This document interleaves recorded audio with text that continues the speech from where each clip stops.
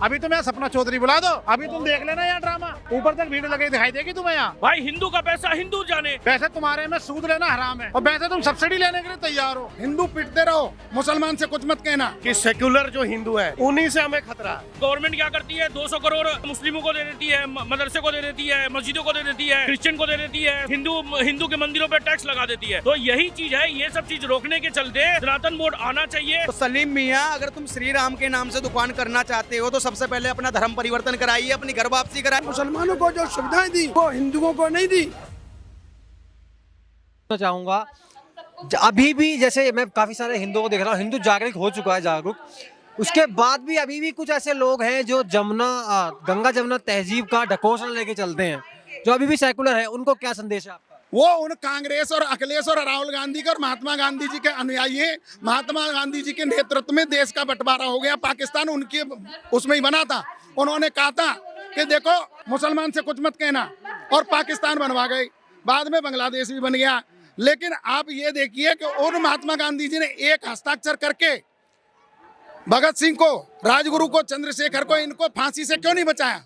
आप स्वयं पत्रकार हैं, आप पढ़े लिखे हैं, आप बताइए कि अगर महात्मा गांधी जी उस समय अंग्रेजी शासक को लिख करके दे देते कि इनका कोई दोष नहीं, इनकी जिम्मेदारी मैं ले रहा हूँ, आई विटनेस, मेरी जिम्मेदारी रिस्पॉन्सिबिलिटी पर इनको छोड़ दिया जाए, तो उनको छोड़ा जा सकता था। और आज हमारे यहाँ कटने बटने की नीति नहीं चलती। इसके दोषी केवल अगर मात्र हैं तो महात्मा गांधी और उसको बढ़ाने वाले राहुल गांधी और उनके पूर्वज हैं। जैसे आपने माननीय हमारे बड़े भाई साहब से पूछा, वीर सावरकर ने ये कहा था कि हमारे देश को मुसलमानों से खतरा नहीं है, हमारे देश को जय चंदों से खतरा, देश दोगले हिंदू से। जैसे आपने इनसे प्रश्न पूछा कि सेक्युलर जो हिंदू है उन्हीं से हमें खतरा है। अभी यहाँ पे भी बहुत सारे घूम रहे होंगे जो सामने कुछ और है और पीठ के पीछे कुछ और है, ठीक है। और जैसे मुसलमानों में कहते हैं कि अलतकिया, मुसलमान भी जब होता है ना, जब हमारे सनातनियों में एक मुसलमान खड़ा होगा ना, तो वो इतनी मीठी बात करेगा, ऐसे लगेगा मधुमक्खी का छत्ता उसके मुंह में ही है शहद।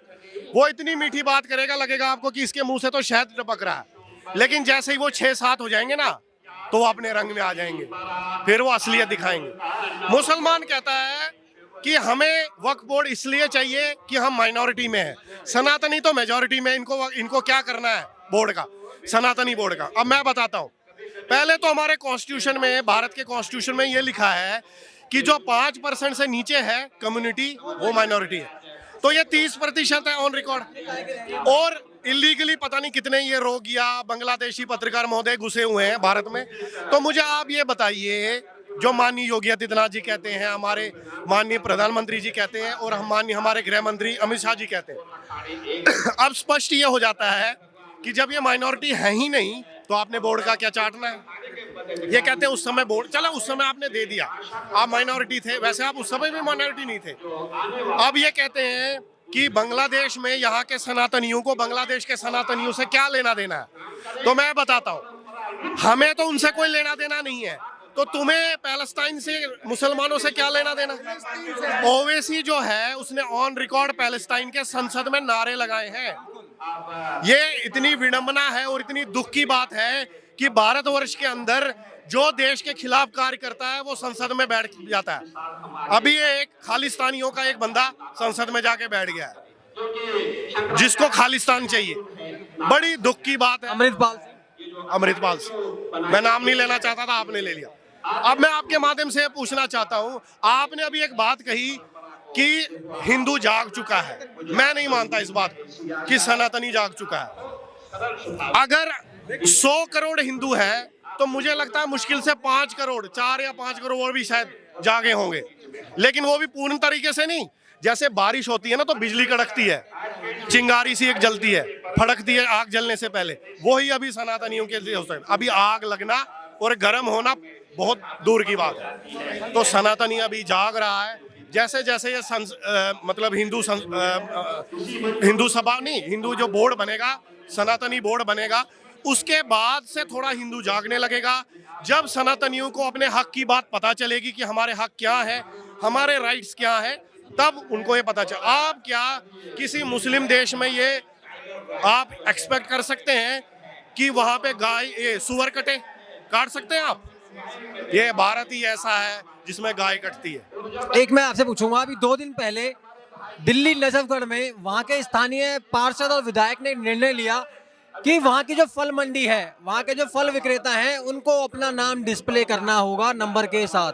क्या कहेंगे इसको लेकर? मैं आपके माध्यम से कहना चाहता हूँ कि सिर्फ नजफगढ़ ही क्यों, हरिद्वार ही क्यों, हर जगह पे इनको अपनी आइडेंटिटी बतानी चाहिए। और ये कहते हैं हम नहीं बताएंगे। क्यों नहीं बताओगे तुम? अगर तुम आइडेंटिटी अपनी छुपाना चाहते हो तो देखिए, बातों को वही छुपाता है, अपनी आइडेंटिटी वही छुपाता है जिसके मन में कोई चोर होता है। तो इसका मतलब आपके मन में कोई चोर है, आपके मन में गड़बड़ है। ये कहते हैं कि हमारा थूक के मूत के खाना, आपस में प्यार बढ़ता है। तो यार आप आपस में थूक के मूत के खाओ ना, हमें क्यों खिला रहे हो? हमारा धर्म क्यों भ्रष्ट कर रहे हो भाई? अगर मैं तुम्हें कहूँ कि सुअर मैंने आज काट के खाया है, बनाया है घर में, तू भी खा ले, क्या तू खाएगा? भैया अपना अपना सबका हिसाब किताब होता है, तो आप अपने हिसाब से चलिए, हमें अपने हिसाब से चलने दीजिए। सनातनी किसी को छेड़ता नहीं है, लेकिन सनातनियों को अब जो छेड़ेगा वो अपना राम नाम सत्य करने के लिए तैयार रहे। जैसे माननीय योगी आदित्यनाथ जी ने स्पष्ट कर दिया है, कटोगे बटोगे तो हो गया पुराना। अब उन्होंने अभी बयान दिया है कि अगर छेड़ोगे अब तो अब सनातनी तुम्हें वापस काटेगा, फिर मैं भी तुम्हें नहीं बचा पाऊंगा। तो स्पष्ट उन्होंने कर दिया है। जैसे मैंने कहा आपके माध्यम से कि सनातनी अभी जागा नहीं है, तो ये हाल है। अगर सनातनी जाग गया तो मैं उनसे यही कहना चाहता हूँ। और यहाँ सिर्फ सनातनी नहीं है, यहाँ बुद्धिस्ट भी बैठे हुए हैं, यहाँ जैन भी हैं और यहाँ सिख भी हैं। जैसा आप देख रहे हैं वो सब सनातनी है।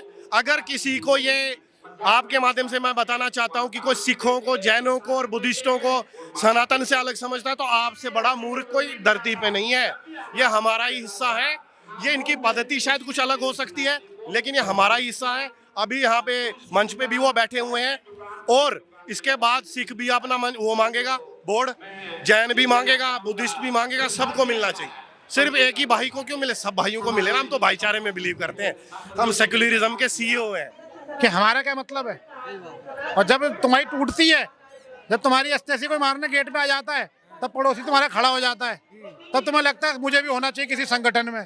भाई देखो ऐसा है, काम धंधा जरूरी होता है। अगर रोजमर्रा जिंदगी में खाओगे नहीं, कमाओगे नहीं, तो करोगे क्या? है ना, जरूरी है। लेकिन आपने एक चीज नोटिस करी है, शुक्रवार वाले दिन ना कुछ भी हो जाए, जाना है, जाना है तो जाना है। लेकिन यहाँ क्या है, यहाँ साला मंदिर में भी पहुंच जाओगे तो भी वहाँ चोचले, वहाँ तब भी चोचले हो जाएंगे। भाई देखो ऐसा है, ये सनातन बोर्ड जो बन रहा है ना, यहाँ आधे से ज्यादा बंदे सोए क्या खामो खा के चोचला हो रहा है ना, हवाबाजी हो रही है।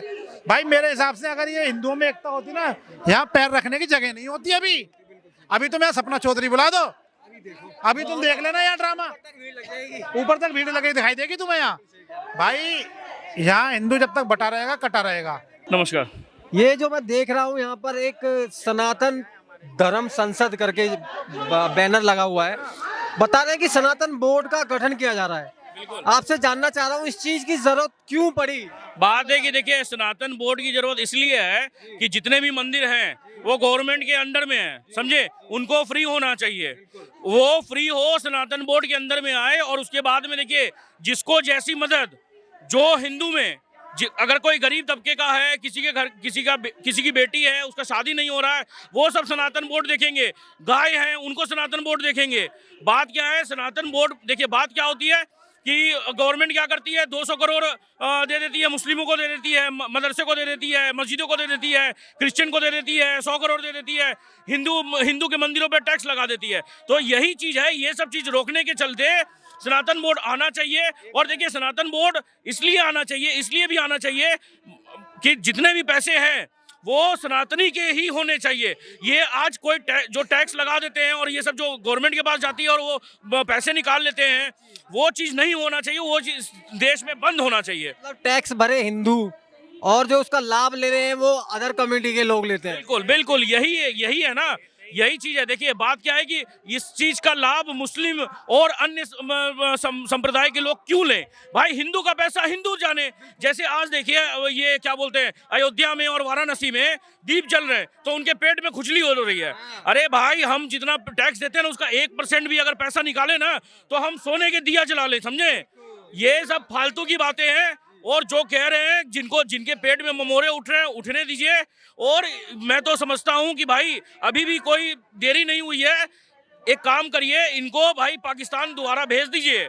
इस देश में इनका कोई जरूरत नहीं है। सर जी क्या कहना चाहते हैं? ये जो सभा इतनी बड़ी, हजारों हिंदुओं ने यहाँ पर हुंकार भरी है, क्या कारण है इसका? इसकी जरूरत क्यों पड़ी देश में? हजारों नहीं, ये हजार की संख्या ही लाखों की संख्या है, क्योंकि जो जागरूक हिंदू होता है वो एक लाख के बराबर है।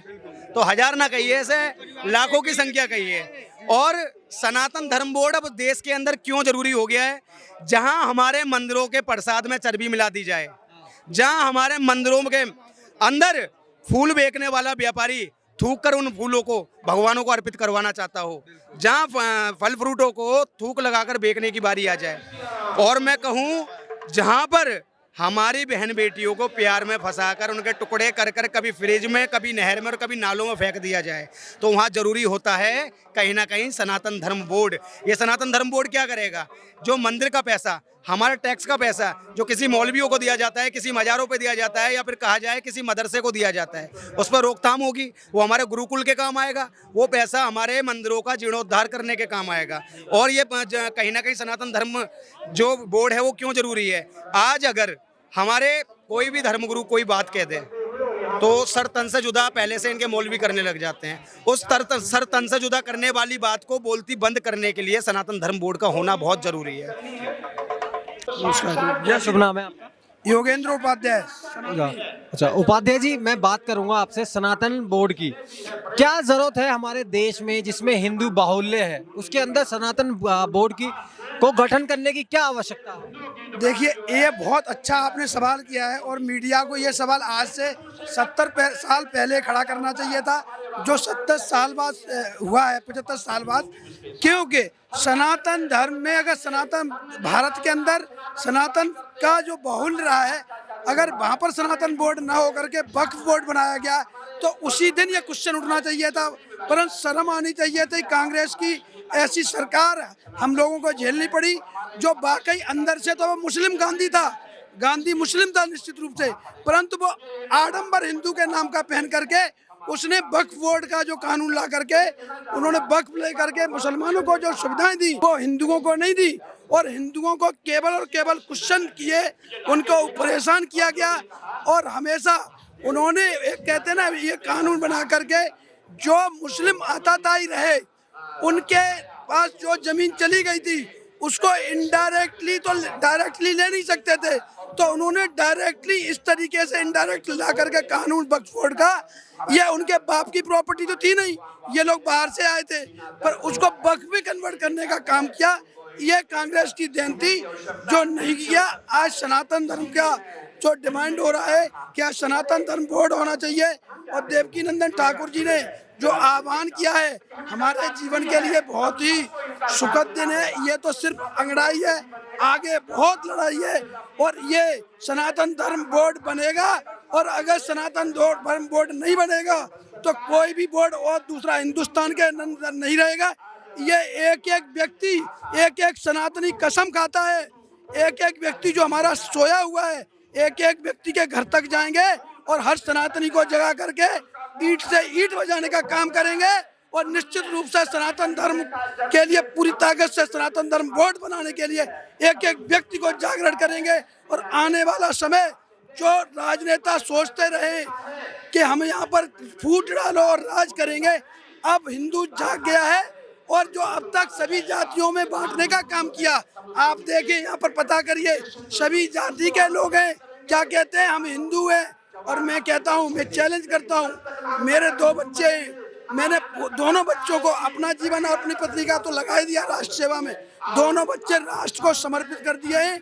और मैं कहता हूँ कि जो हिंदुत्व के बारे में बात कहते हैं, हिंदू कौन, हम अपने बच्चे की शादी के लिए सबसे पहले ऑफर कर चुके हैं कि जिसको भी हमारे बच्चे की शादी करनी हो, किसी जाति, किसी धर्म से, किसी हिंदू धर्म का, सिख धर्म से, बाकी जो हमारे सनातन धर्म से जो निकले हुए अंग हैं, केवल मुस्लिम धर्म को छोड़ करके उनकी हर एक की बच्ची को स्वीकार करने का मेरी तरफ से अनुमोदन अपने बच्चों को होगा। क्योंकि मैं बातों में नहीं, जमीन पे विश्वास रखता हूँ, और जब तक ये नहीं सोचेंगे तब तक हिंदू कभी संगठित नहीं हो सकता, इकट्ठा नहीं हो सकता। और ये बहुत बड़ा काम है, और आने वाले समय में 21 जो नवंबर से बागेश्वर धाम सरकार जो आयोजन करने वाले हैं सनातनियों को इकट्ठा करने के लिए, हिंदुओं को इकट्ठा करने के लिए, बागेश्वर धाम सरकार, मैं उस आयोजन समिति में भी दिल्ली मंडल का एक कार्यकर्ता के तौर पर प्रतिनिधित्व कर रहा हूं। हम लोगों ने कल प्रोग्राम किया है सुंदरकांड हनुमान चालीसा का, रोहिणी के अंदर हम वहां पर भी रहे, और गुरुजी 21 तारीख से यात्रा कर रहे हैं। मेरे सभी सनातनियों से प्रार्थना है, जाग जाओ, अगर आज नहीं जागे, आज नहीं तो कभी नहीं वाली सिचुएशन है। उस यात्रा में ज्यादा से ज्यादा लोग पहुंचे और सभी हिंदू संगठित होकर सनातनी अपनी ताकत दिखाएं और भारत को समृद्ध और सशक्त भारत बनाएं। जय हिंद, जय भारत, जय सनातन, भारत माता की, भारत माता की। धन्यवाद भाई, जय श्री राम। जय श्री राम।